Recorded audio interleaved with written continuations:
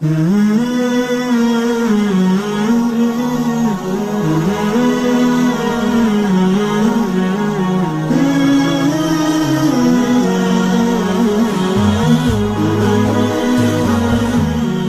اس ایمان کو تقویت پہنچانے اللہ سے جڑنے کے لیے نماز ہے کہ نماز پہلی امتوں کو 2 نمازیں، ہمیں 5۔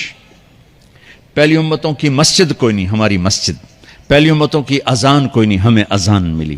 اور اذان اتنا بڑا عمل بنا دیا میرے نبی نے کہ آپ نے فرمایا کہ اذان دینے والا قیامت کے دن سب سے اونچے مقام پر کھڑا ہوگا۔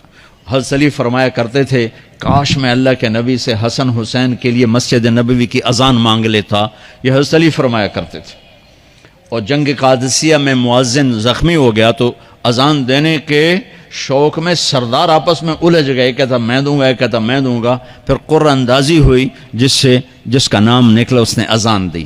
حضرت عمر فرمایا کرتے تھے اگر میں امیر المومنین نہ ہوتا، اگر میں خلیفہ وقت نہ ہوتا تو میں مسجد نبوی کا مؤذن بننا پسند کرتا۔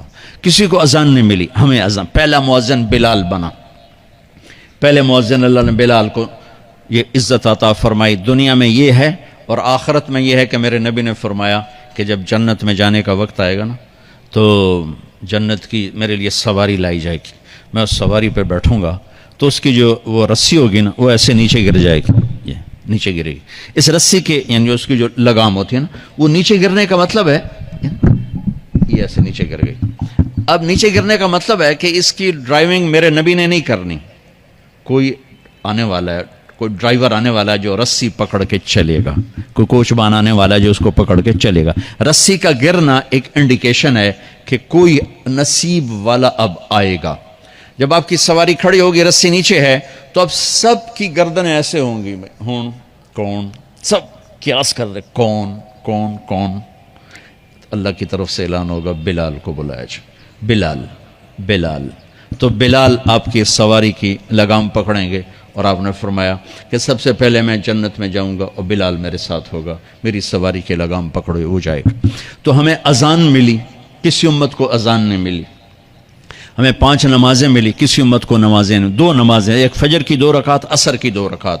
باجماعت نہیں، ان کو اپنی کتاب یاد نہیں، ہمیں قرآن یاد ہے۔ میرے مدرسے میں ایک بچہ اب ماشاءاللہ امریکہ میں وہ پڑھا رہا ہے، اس نے 30 دن میں قرآن یاد کیا۔